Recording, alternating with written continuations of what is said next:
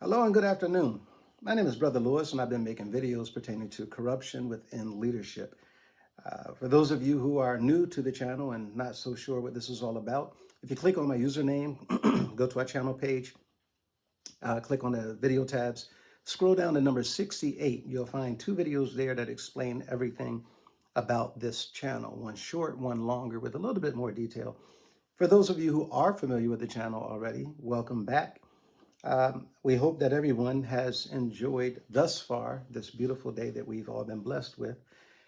I'm going to jump right into the purpose of today's video. In the next video, I'm going to be coming back with announcements and a few comments from the comment section of some of the videos that we've already posted. But for now, let me give you some information to begin to consider as we draw closer to the organization-wide meeting this coming Saturday at 6 o'clock p.m. Eastern Time.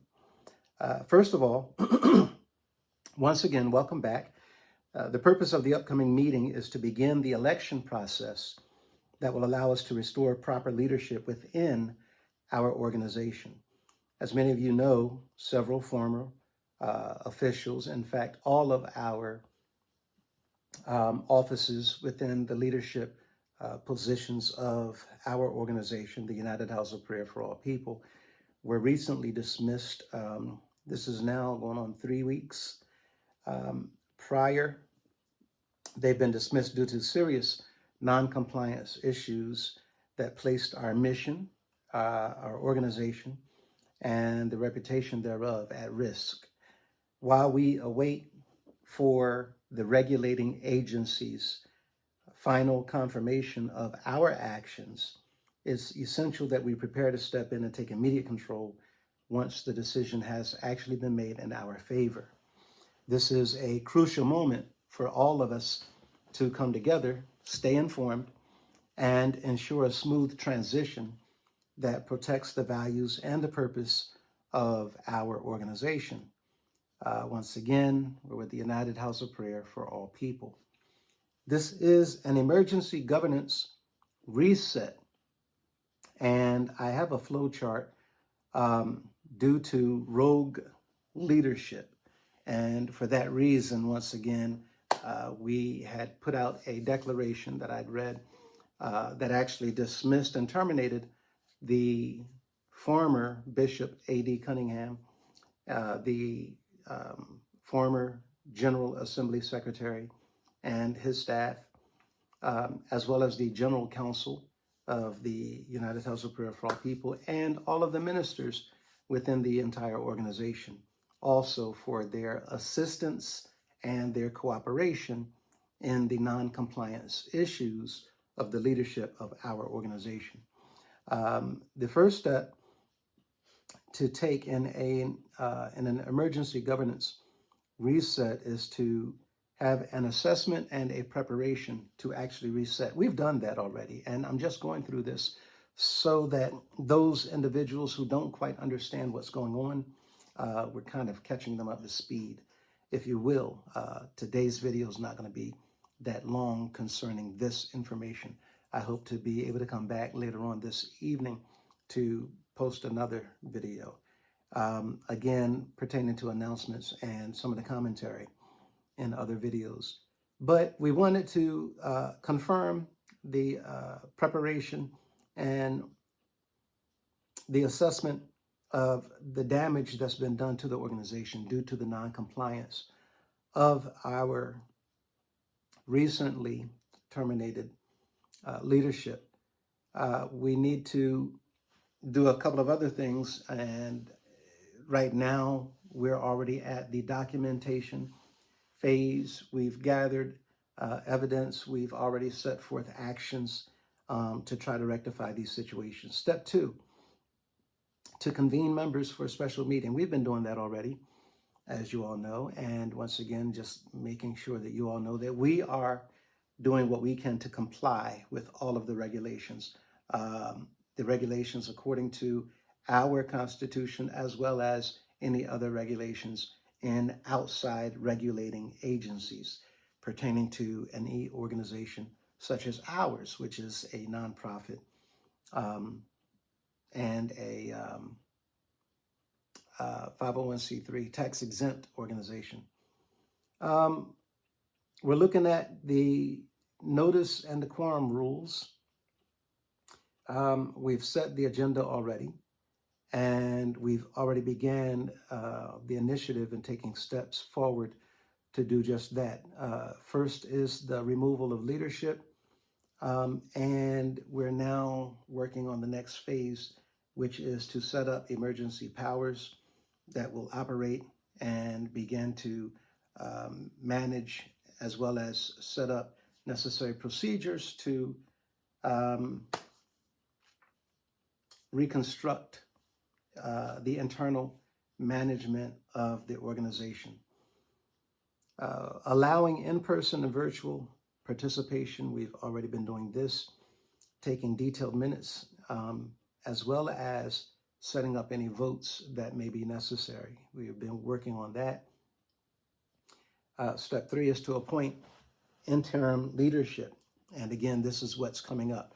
So we've done everything that we could within the organization. All of this is setting up what needs to be done on the outside of the current offices that would have been utilized to help us rectify these matters that the former leadership completely ignored and rejected. We want to define temporary authority and responsibilities that will be clear in the upcoming election. You want to oversee urgent operations and audits. That's also going to be coming up. Want to make sure that you're in line, step 4, with legal and financial compliance. And those issues we're working on as well. Don't want to go ahead and get into too much detail. And whenever I don't go into detail on the videos, it has nothing to do with keeping any information from you all, the viewing audience, as well as the current members of the organization, past or present. We're not trying to keep you out of the loop. As you all know, we've been completely forthright as well as transparent in everything that it is that we're attempting to do and trying to do. However, giving too much information due to the fact that the former leadership roles are still being occupied unlawfully by each and every single one of those individuals that have been dismissed. And since they still are present and they still have hands on, I don't want to give but so much information so that they cannot make changes or do certain things to cover up certain things. So the door is open for anyone and everyone to attend the meeting. However, for those individuals, this involves the bishop, former General Assembly Secretary and his staff, including the former Assistant General Assembly Secretary, the former General Councilman, as well as all of the former pastors. You're not able to attend because you've been dismissed. You can attend because we're not keeping anybody out, unlike what the organization has witnessed being done to myself and my wife and others, restraining us and keeping us from coming into meetings so that we can voice our concerns in order to give the leaders the opportunity to fix those issues. We're not banning anyone. We're not keeping anybody out. We're opening up the door virtually for anyone and everyone to attend. However, for the former bishop, his staff, including Mrs. Dolores Madison, and the former general counsel and ministers that just have been dismissed, you won't be able to say anything. And let me put this out as well. In the event that there's anyone that comes into the meeting with the intention of speaking on behalf of the former bishop or any of his staff or any of the ministers and any of the councilmen, nothing that you plan, nothing that you attempt to organize is going to work. We're doing everything in taking safety measures to make sure that every single thing that we do going forward will be 100% by the book in black and white, also in compliance with the laws of the land and every single regulatory agency there is. So even if for some unforeseen situation or circumstance, if an attempt is successful at getting people to say something on behalf of the former leaders, it's not really going to matter. So for those of you who are worried, well, what if they try this or what if they try it? None of it matters. They can be on, but nothing they say will matter. For anyone that is nominated and elected for any of the positions going forward, even if they happen to somehow get someone into a position that is going to be in communication with them, none of that matters. We're going to have so many safety protocols in place, as well as every single position will have continued evaluations, quarterly evaluations. So every decision, every vote, every act that is being carried out by each and every single officer will be under the strictest of criticism as well as observation.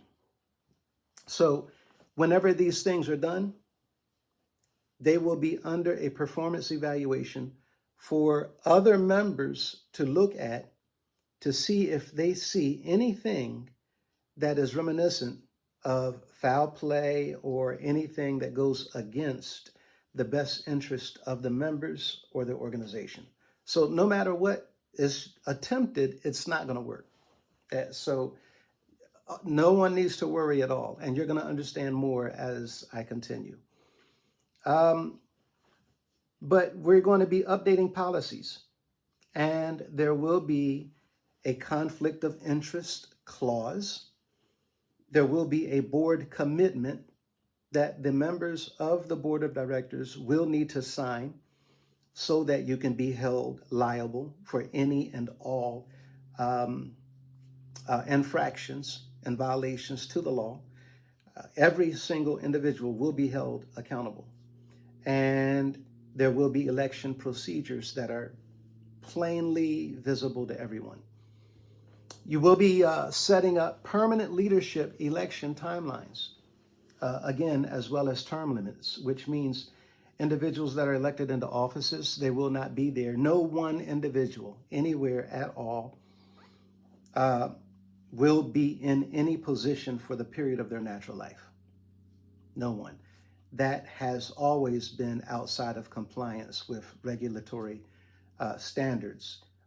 There's no one in a nonprofit, unless there's a special clause where the people actually set it up and agree to it, which, because it doesn't make any sense at all, there's no one that does this.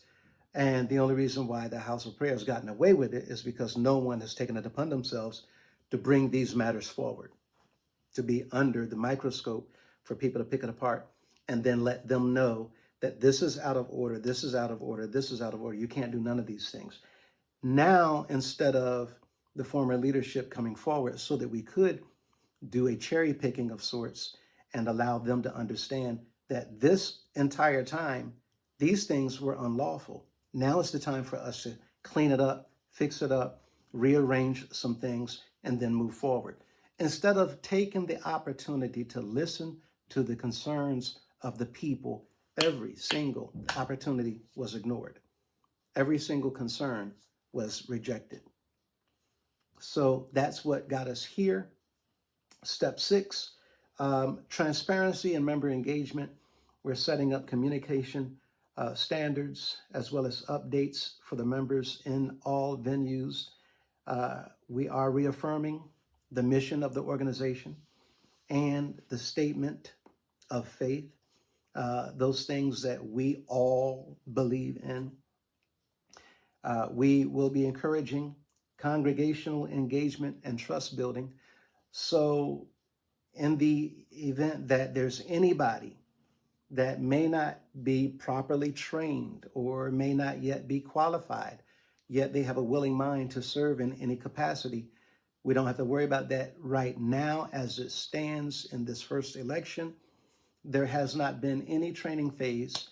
So everyone that takes the opportunity to join in, whether it's by nomination, self-nomination, and then election, every single individual will be going through a training phase to familiarize themselves with the laws of the land, as well as familiarizing themselves with the current unlawful constitution, so that we can move forward to reassess, rewrite, and propose a brand new constitution to replace any activities that have been done in order to corrupt our current constitution.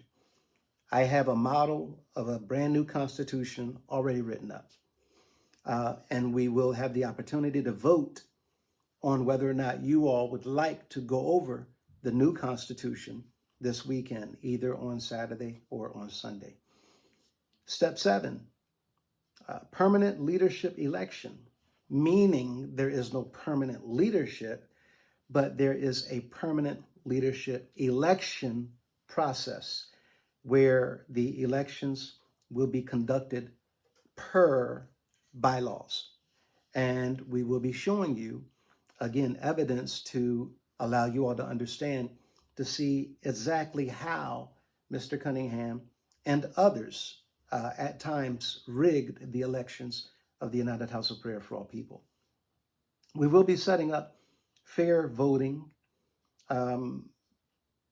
procedures where individuals can attend in person or by virtual options, where you can be at home and yet attend, participate, and communicate any of your concerns via the internet, as we've been doing with Zoom as well as YouTube Live. We are setting up documents that will reflect the results of any elections that we do, and will transition authority from any standing roles and offices to incoming officers that were recently elected. Step 8 is the post-reorganization review and safeguards, where we will audit governance and financial compliance to make sure that the rules that are being established are also in line with the laws of the land, as well as in line to affirm the mission statement of the organization. We will be amending the bylaws, that's a given. And within the bylaws, you will see term limits, meaning, again, anybody in any position, you will have a limit how many times you can be nominated and elected to fill that position.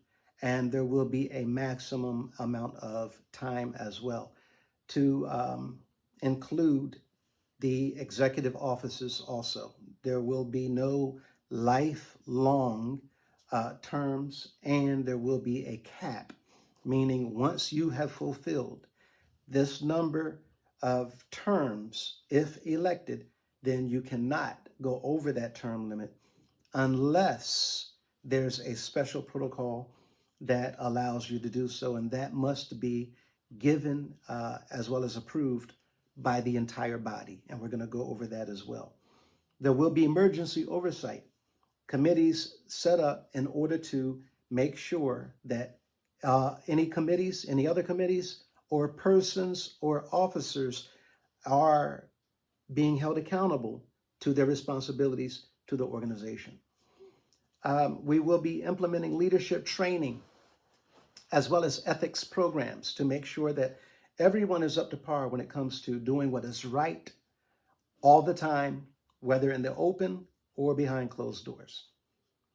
We will be setting up opportunities as well as provisions to restore trust and alignment across the entire organization especially local, within each and every congregation going forward. We have optional visual enhancements for members. And this is for those individuals that may not be quite comfortable yet with technology. And that's something that we're going to be dealing with later. However, now this is what I believe you all have been waiting on. The officers and the elected positions. What are they and what positions will they be that we will be nominating for and electing this coming weekend?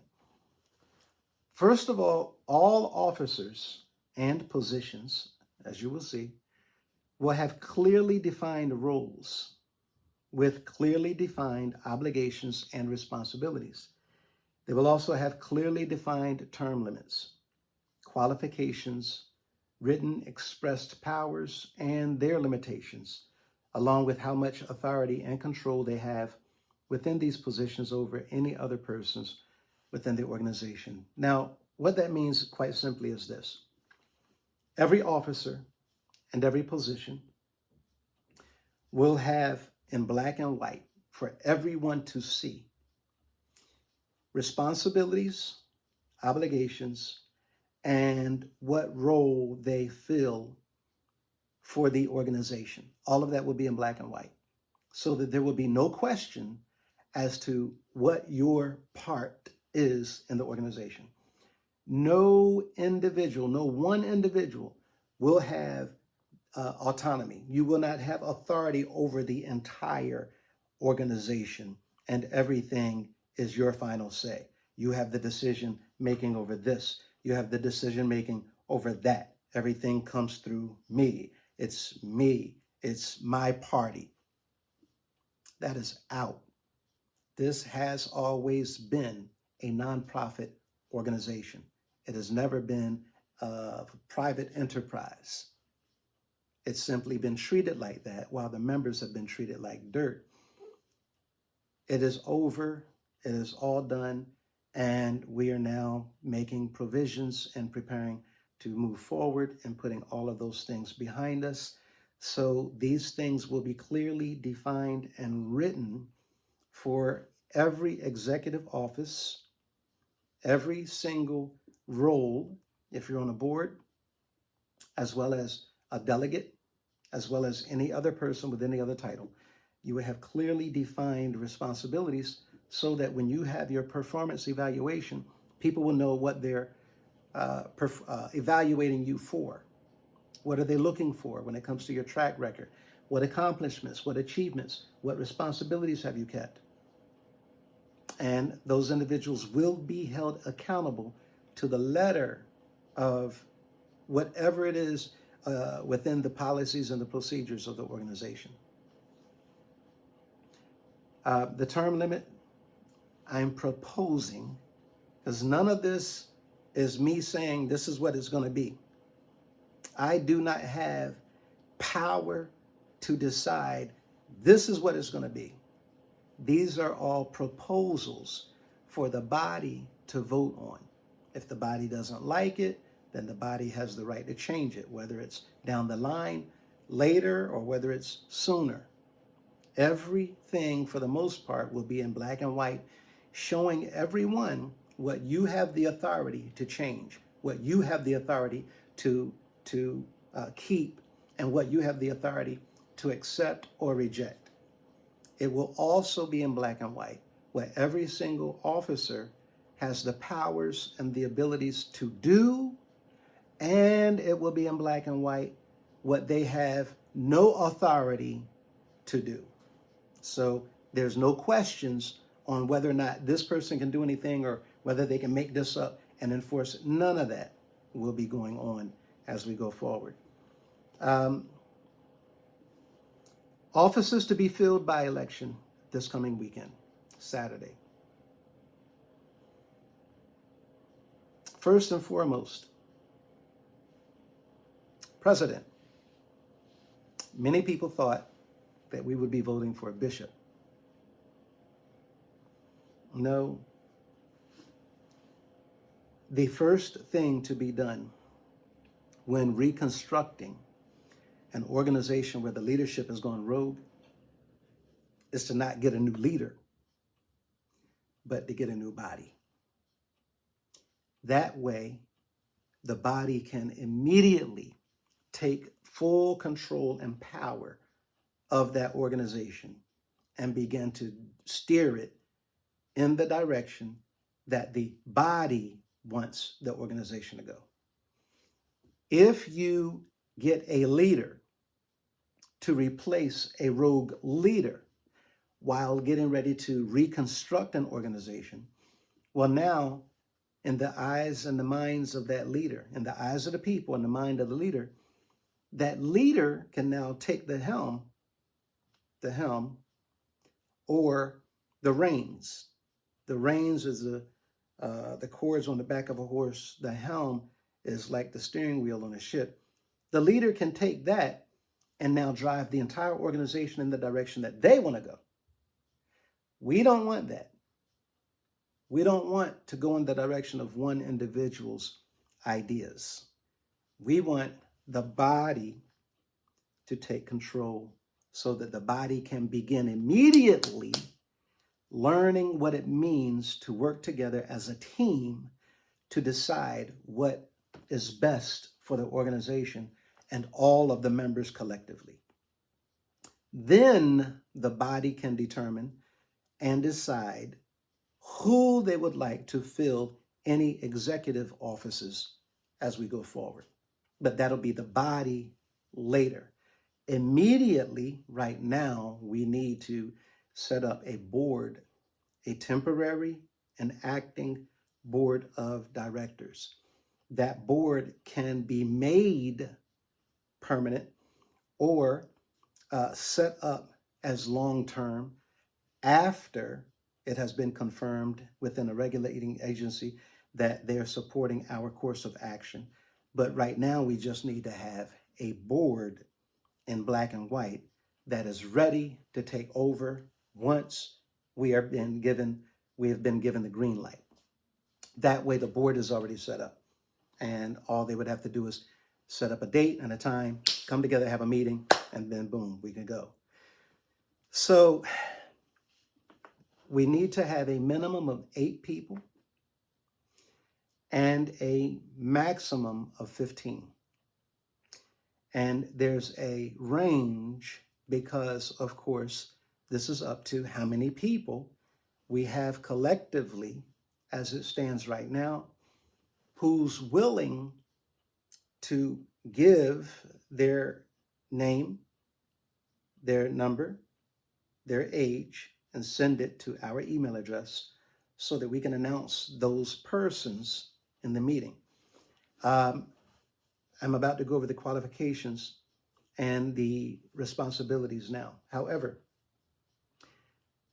if we don't have 15 people who are willing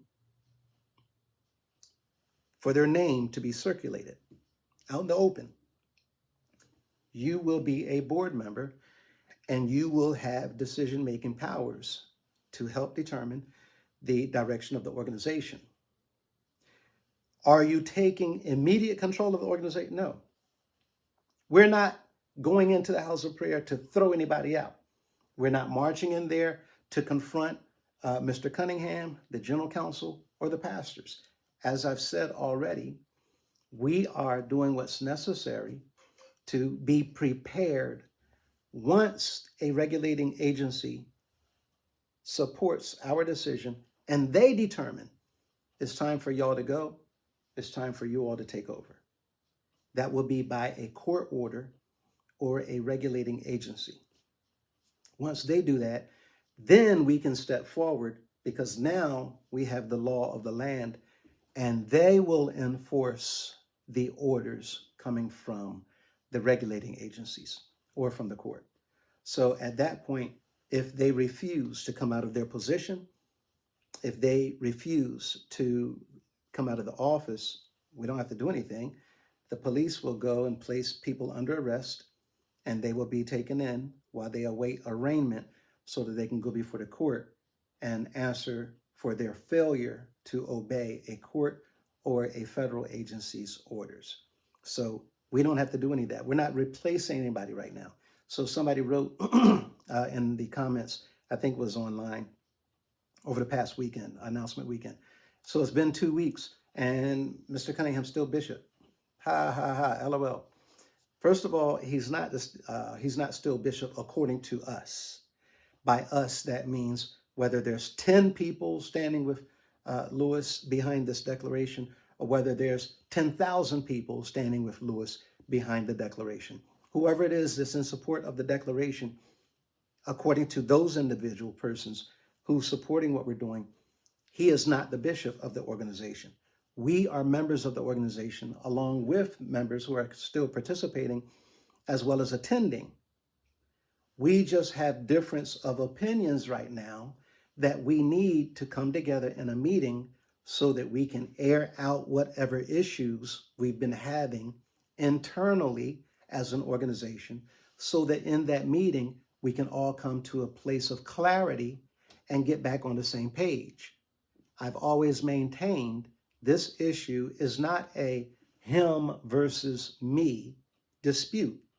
This issue is a member of the organization finding out and discovering that the leaders have been manipulating and deceiving all of the members of the organization, and they've been taking powers from the members of the organization, and they've been doing things and which, quite frankly, involve criminal activity.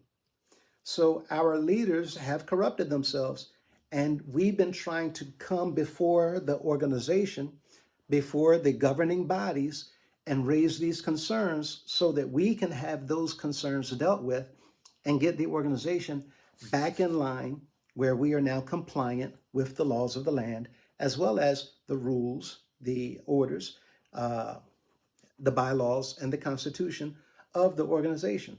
So since they have neglected every single thing that I've written, that I've said, the charges that I've sent and forwarded to them, and they have rejected every invitation that I've sent for us to sit down and bring this before the organization, that's what has brought us to this point. So this is not a dispute between members at all. This is an obstruction of justice case that's going forward, since the powers that be right now, recently terminated, are still holding on to offices and titles while giving the impression that they are lawfully residing in those offices still and making decisions unlawfully on behalf of the organization and its members to continue their course of action, which is, quite frankly, a violation. Every decision that they're making, every day that they go and they do anything inside of that office, they're under violation. Now, the regulating agencies, they're going to take care of that. We don't need to worry about that. Whatever they do right now until the decision is made, we don't have to worry about any of that. So right now, president, that's one of the positions. And the president provides spiritual, administrative leadership, presides at all meetings, represents the organization publicly, and they ensure policies align with mission. They make sure policies support the mission. And the policies supporting the mission, meaning the mission of the organization. That is a male position because we are still a religious body.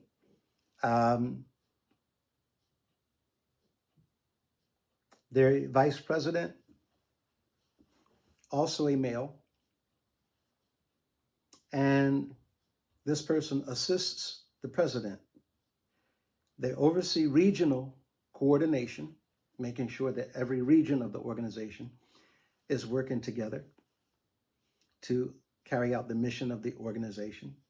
They assume duties in the president's absence. And the next position, that's two so far, is the secretary. secretaries, male or female, not because they're secretary, for those of you who are thinking that, but because the responsibilities does not demand for this position to be a male.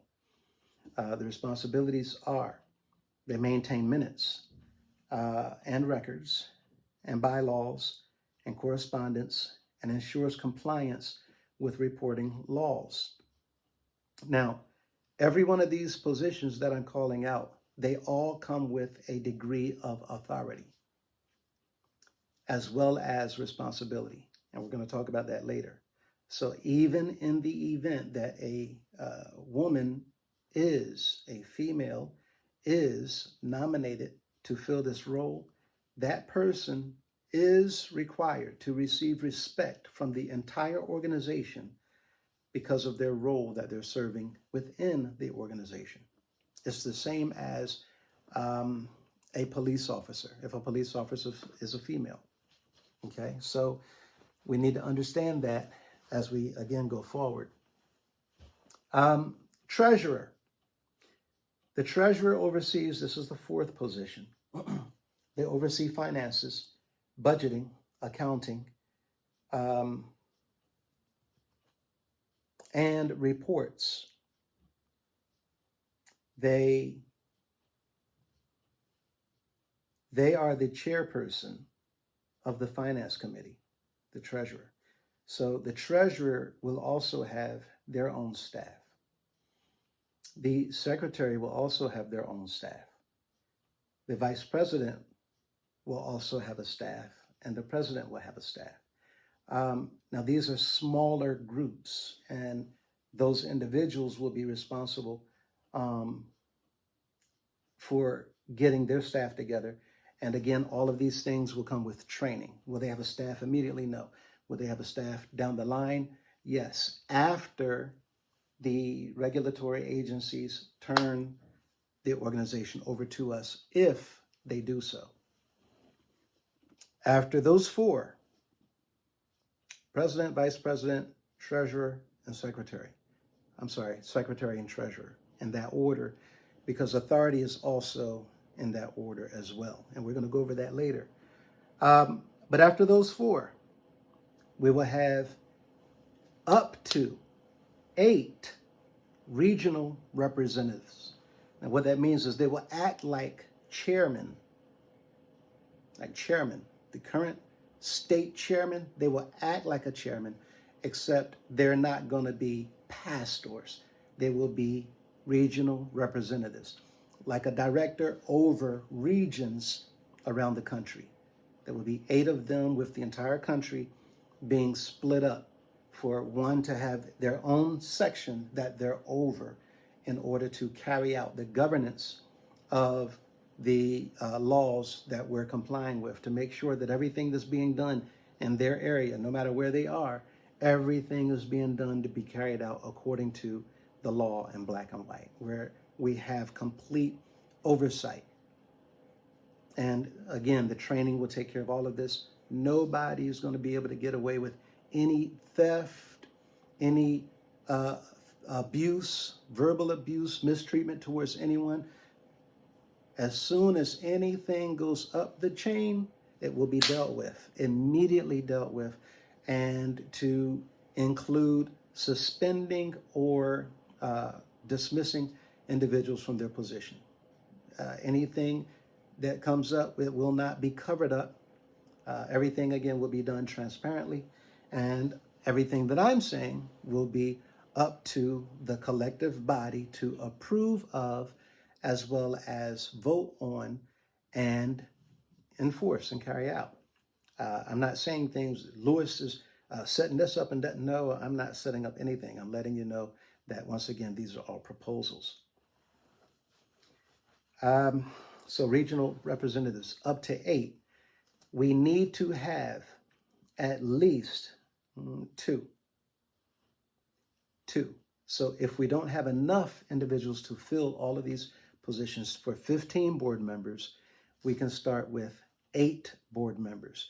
You have to have a president, a vice president, secretary, and treasurer, 2 regional representatives, and that would leave 3 more positions at max 3, minimum 2.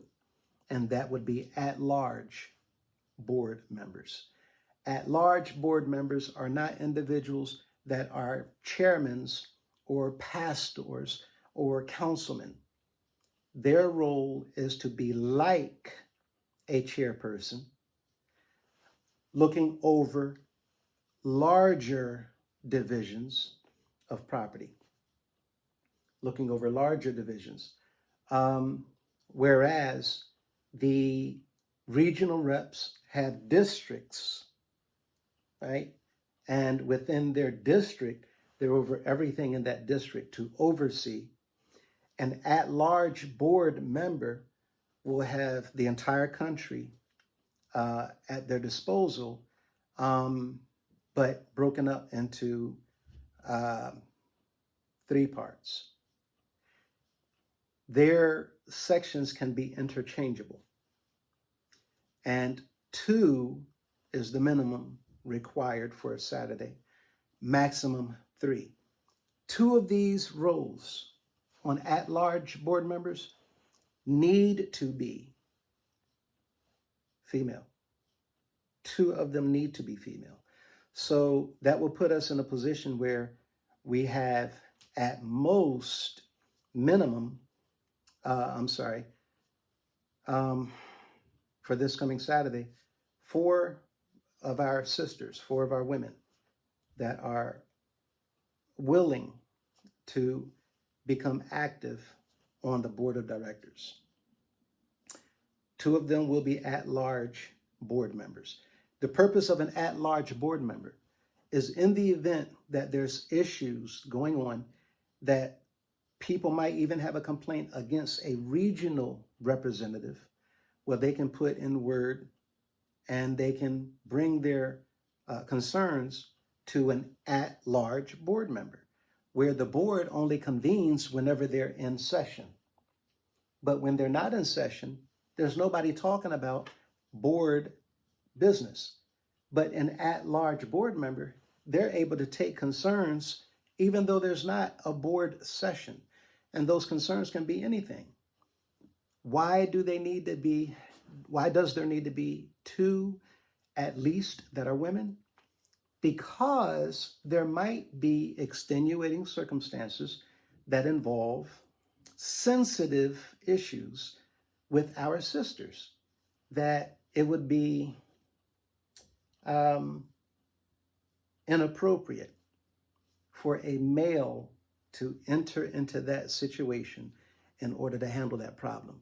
Some situations require women to handle, because some situations are going to involve nothing but women. That's the fact of the matter.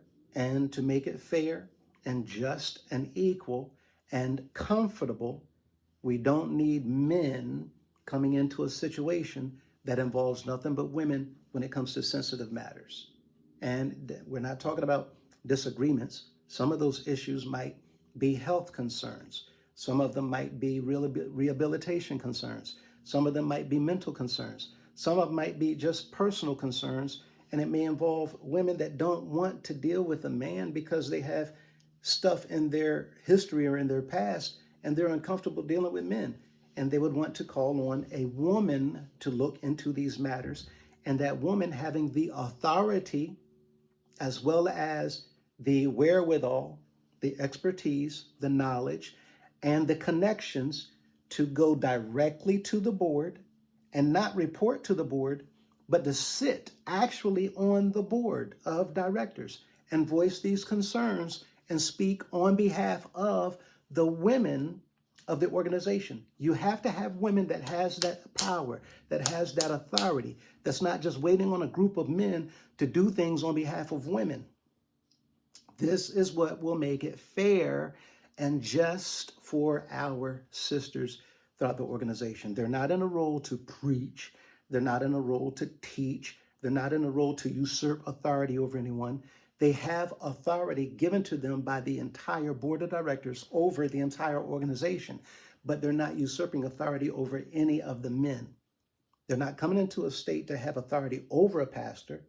The pastor already recognizes that person's authority. even though it's a sister, this person carries the weight of the board of directors. And the pastor, yes, could be dismissed depending on how he responds to her and how he talks to and communicates to her, or how he's having a problem within the congregation and some of the sisters come and report to her. So all of these things should be so that we can get to the bottom of any conflict that's going on or any concern that might not involve any conflict at all. Brings me to a situation where something came up with the Israelites in Moses' day. And when talking about people getting married, the daughters of Ephraim and Manasseh, the two sons of Joseph, they didn't have sons. They had nothing but girls. So the tribe of Joseph was split in two because the two sons, Ephraim and Manasseh, had nothing but girls, and a law had to be created because of their concern. When we get married, everything that is our inheritance from our father's tribe, the tribe of Joseph, is going to be lost to other tribes once we marry. So then a law was made that anyone who marries one of the daughters of Ephraim or Manasseh, whenever they marry, their inheritance will remain in the house of their father. None of their inheritance will be lost to any of the other tribes. That was a concern. It was not a conflict. So out of fairness, Moses took that before our Creator, and in his justice, he created another law, told Moses that this is right, and set up a law for them to actually be able to keep their inheritance. So there's a need to have sisters sitting on the board, and there's a need for those sisters to have the same amount of authority of the others on the board of directors so that they can voice those concerns, and the women in the organization will absolutely know point blank that their voice is now being heard and decisions can be made since their voice is now being echoed and amplified within a board meeting. And as long as it's something that we should be looking into and the board vote that this definitely is an issue that we should be looking at and taking care of and doing something about, well, then now the sisters of the organization can have something done about those issues. It can involve seniors. It can involve electric chairs going up the stairwells if there's no elevator. It can be anything, but it's necessary. So at-large board members, 3 positions, 2 of them need to be women. So one of those positions is optional for male or woman. So it's possible to have 4 women elected this coming Saturday. Excuse me.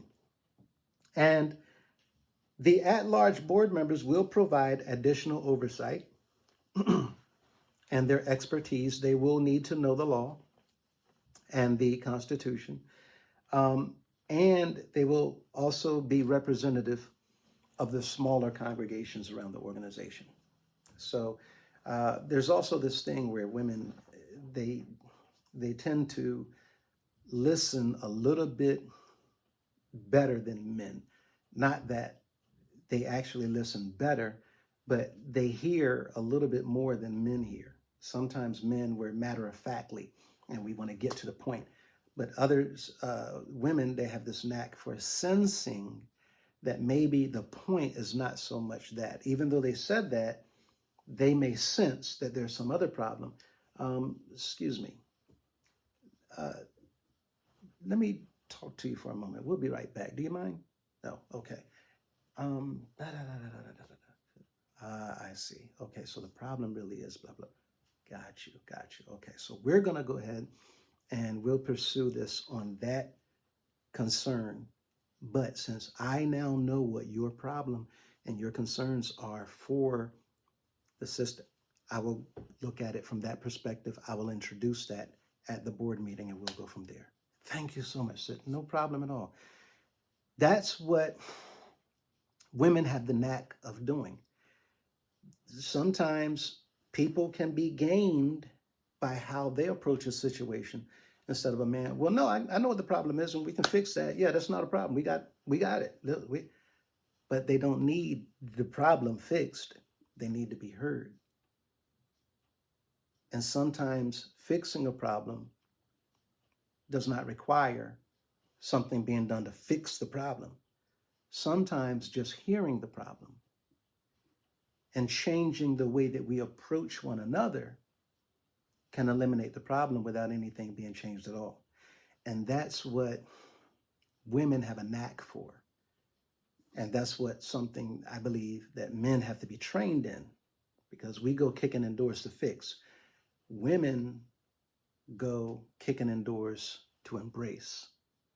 And it's that embracing that when they give their ear, they can fix something sometimes without nothing being done. So anyway, all of this is for the purpose of meeting the needs of the entire organization and not just one person.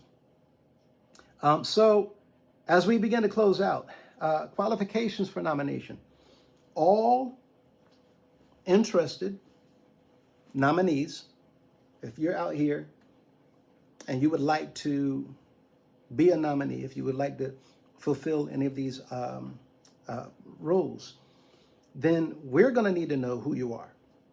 So all interested persons, if you would like to be nominated, then send your name, phone number, and your age by email to westandforright2024@gmail.com so that we will have that information. I will assemble that information and I'll put it out when we have the elections this coming Saturday. You have 2 days to consider. You have now until tomorrow evening, and you have tomorrow evening until Saturday evening prior to the election. Right now, you have 48 hours to think about it. Actually, 49. It might be 48 by the time this is loaded, but you all get my point. So if you're interested, you can actually nominate yourself as well, because everybody's not going to know you right offhand. We have individuals that haven't attended for a while, and that's okay. As long as you have a willing mind and you're open-minded and you can be trained, then let's go. Number one, you must be a member in good standing of a participating congregation for at least 3 years. Now, because of what we're doing, and we know that there's some individuals that are not attending, I being one of them, you have to be a member of at least 3 years in the past or present. If you were a member, now this is of course built on the trust system. If you're willing to come on board, then come. Everybody's going to be getting training anyway, but come. So going forward, after we get set up, then this begins the initial requirement stage, where after we've completed putting people in positions, then we go from there. Right now, we have no choice but to be flexible in what we're doing because we're just getting set up and reconstructing. So every nominee must demonstrate moral integrity and alignment with values pertaining to the teachings of the apostolic faith. Note, moral integrity refers to a person's consistency in doing what is ethically right. Even when it's difficult or when no one is watching, you must take a stand for what's right, no matter how hard it is. You must agree to stand up for what's right, period. It's the quality of being honest and fair and being guided by strong moral principles, where even if you have somebody offering you $10,000 to help them in this situation, all you got to do is vote this way, or all you got to do is take this matter forward. No, we don't do that. And stand up for what's right at all times. Um, the key aspect of moral integrity is honesty, telling the truth, and avoiding deception. And we've seen throughout our leadership, they have this huge problem with honesty, consistency, acting according to your values in all and every situation, being consistently honest, and avoiding deception at all times. Accountability, owning up to mistakes and taking responsibility for them. Again, we've seen that our leaders have had this huge problem. None of them are doing anything, has done anything to hold each other accountable for laws that they broke. We're not looking to have these issues anymore. Fairness, treating each other and others justly, treating everybody with respect without showing any favoritism or bias. You must have courage to stand up for what's right, even under pressure. Doesn't matter. And if you cannot stand forward without being afraid of what might happen, or somebody might this, or my family might turn on me, or you can't serve in this role. You can't be impacted or affected by what if, what about, they're going to say, they're not going to like me. This is what a servant's attitude is. A servant's mindset is to serve. Forget everything else. I'm here to serve. And everybody else, quite frankly, need to understand, well, you have a job to do. Well, of course, they're going to act a little funny. Well, they're not acting funny. They just have a role to play. They have a job to do. It's nothing personal towards you. They're not ignoring you. They're not forgetting about you. They're not casting you to the side. They have a job that requires their attention, their ethics, their moral values, and they cannot cut you any slack because you happen to be their cousin or their best friend. They must look at everybody equally, and they must stand up to support everybody equally, and they must stand up to defend everybody equally, and they must stand up to accuse everybody equally. In the context of a religious nonprofit, moral integrity usually also means aligning actions with the faith's ethical teachings, while also serving others and the organization faithfully. In a nutshell, this person exhibits honesty, ethical behavior, and actions that are consistent with the teachings of the Word. You must have a willing mind currently, and prior leadership or administrative experience, whether it's in the congregation's regional or nonprofit background. Those things, again, we'll look at down the line. But right now, you just have to have a mind. You must be willing to serve in any capacity that you might be needed on the board. Not be a paid employee of the organization. You cannot be a member currently being paid by the organization. You cannot be a member serving in any capacity of the former Bishop A.D. Cunningham's administration, to include any positions of the former pastors or former General Assembly Secretary staff, or the former General Counsel of the United House of Prayer, or the ministers. You cannot be any of them. You cannot be working with them. You cannot be working under them to fill this position.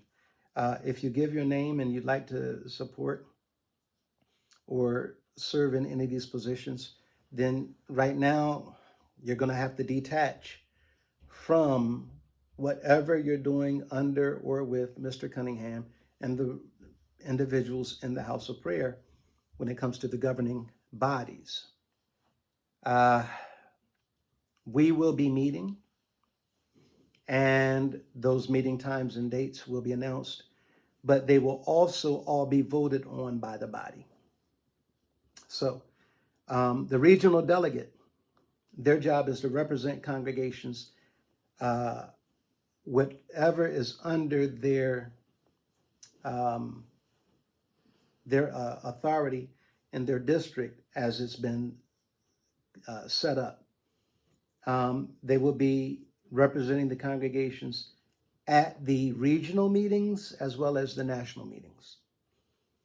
They will communicate region-wide updates and concerns to the board. They will help coordinate regional activities and input for elections. Again, you don't have to worry about what this is. All of this stuff, everybody's going to be trained in it. And it's going to be easy. It's going to be simple. And again, I'm not dictating. I'm just saying what the picture can be. This is a vision. And as long as the vision sounds good, then the body can vote on this vision going forward, and we can all work together to implement it for the betterment of our organization, as well as for the success of every single member within it. Number 6, every single officer must agree to sign the conflict of interest policy and a board commitment agreement. And a board commitment agreement, which means you're signing something that says conflict of interest policy. If anything comes up in the future that I have personal interest in, that I might have family member in, something that might benefit me, something that has my name on it, I must write that down and submit it so that I can excuse myself from that meeting or that vote. If you are involved in something that you can benefit by, you have to dismiss yourself and excuse yourself from that opportunity. That way it keeps everybody from being at risk for unlawful activity. There will be no personal, what's called inurement. You're benefiting from a decision that's being made within this nonprofit organization. So that the more we put stipulations and safety guards in place, it will keep us out of a position where we're doing something that we're helping ourselves to benefits from the organization. That's the fastest way for us to get hit with regulation laws. And after you've reconstructed an organization, you certainly don't want to show the regulations that you're messing up more, because they're going to be watching and observing everything, especially after the debacle that we're dealing with has been cleaned up. They're going to be watching everything for a while to make sure that we are doing every single thing we're supposed to be. That said, as we get ready to close out,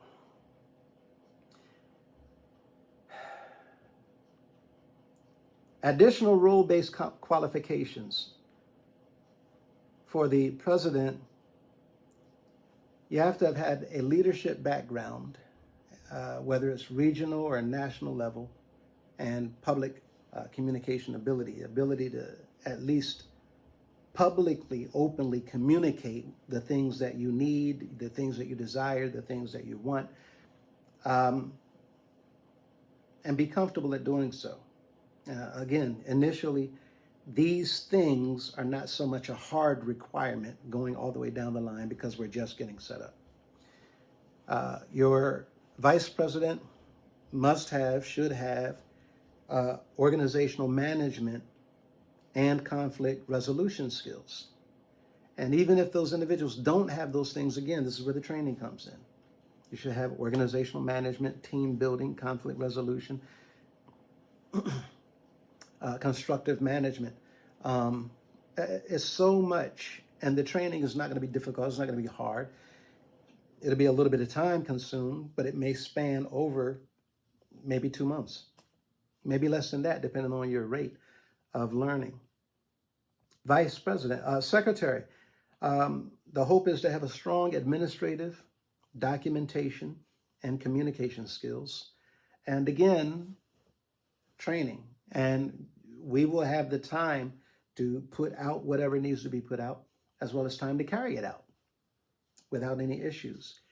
Treasurer needs to have financial management or accounting background and experience with nonprofit budgets. And none of these positions, no one needs to be scared or nervous or uncomfortable. Again, this is where the training going to come in. And so all of this is going to be, if y'all don't understand by now, it's going to be legit. It's going to be tight. And people are going to know what they're doing. And it's going to be fully transparent. And it's going to run like clockwork because people will be trained. And as long as you're trained, people can work together. Not making stuff up on the spot. Well, I told such and such, and they said, well, call them. No, I ain't talked to him. He ain't tell me nothing. There's nothing. But this way, everything is in black and white. All orders that's given, you'll be CCing copies circulated to this one and that one and that one and this one to make sure that they're on board. Not that they need to do anything, they just need to be in the know. Easy peasy. Regional representatives have an active involvement in regional congregations. That's all, just having a meeting, making sure that everything's going smoothly. And in the beginning, you're not taking over and going around overseeing services, right? No. You're just going to make yourself comfortable and meeting the people. Services that's a whole nother ball game, and we'll talk about that later. But as we go forward, things will be reset and readjusted so that everything around the organization looks the same. Everything feels the same. Everything is flowing the same. Where you go over here, doesn't matter. West Coast, East Coast, South Coast, North or South, Southern border, Northern border, Midwest. No matter where you go in the entire states of America, everything will feel, look, seem, and sound uniformed. And it will come with a little bit of training. And the ability to coordinate multi-state activities, again, not an issue. The funding will be there to take care of expenses for these individuals, to carry out these services to the organization. Therefore, individuals not going to be strapped. They're not going to be wanting. They're not going to be in need of, while they, again, go out and carry out and see to the needs of the people. So with that said, the general requirements is to uphold honesty and ethical behavior and demonstrate the opportunity to lead. And when it comes to everything else, we figure it out because we're going to be learning one another as we go along. By the time maybe the first 6 months have gone by, everybody will probably be in a niche where it's just automatic. You set it on autopilot and everything's flowing smoothly. And I'm telling you what it is that I've seen many times. I've been in situations where we needed an entire overhaul and something that seemed impossible because it was so much work, so many people, so much needed to be done. Done in 3-4 weeks. And we're talking about tens of thousands of people with hundreds of millions of dollars of property. So that said, I want to thank you all for your time right now. And we want to make sure that we understand. Let me go over the conflict of interest policy. The purpose of the conflict of interest policy is to protect the integrity of the organization and ensure that all board members, officers, and key personnel act in the best interest of the organization. That is the purpose. The policy is, number one, a conflict of interest occurs when an individual's personal, financial, or professional interests could interfere with their responsibilities to the organization. Number two, all board members and key personnel must disclose any actual, potential, or perceived conflicts of interest. Number three, disclosures must be made in writing and submitted to the Board of Governance Committee. So you're seeing already the introduction of different boards that will be implemented to make sure that we're holding everybody accountable, as well as making sure that the people is getting the help that we're setting up for the people to get, as well as to make sure that everything is flowing smoothly when it comes to the benefits going out from the organization and providing assistance to the members of the organization. All these things will be set up and it will flow smoothly without any issues whatsoever. There'll be a few bumps in the road, but it's going to be so smooth, and I'm looking forward. Anyway, I'm going to stop here, and we're going to pick up if there's questions afterwards in the meeting. For the board members, you will need to sign an acknowledgement saying that I have read, understand, and agree to this board commitment agreement. I pledge to uphold these responsibilities with diligence and faithfulness. That's it. Easy peasy. So from there, we will move forward. And as we move forward, we want to remember that each of us plays an important role in rebuilding trust and stability within our community. Your participation, your ideas, and willingness to share information with others will make a real difference in the success of this process.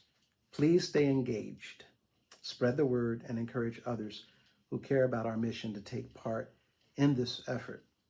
Together, we can help guide our organization back to a strong and responsible future, one that's built on transparency, teamwork, and integrity. So thank you, everybody, once again, for your time. Thank you for your attention. And I look forward to seeing you not only in the next video, but also this coming Saturday evening. Enjoy the rest of your evening, and I'll see you in the next video.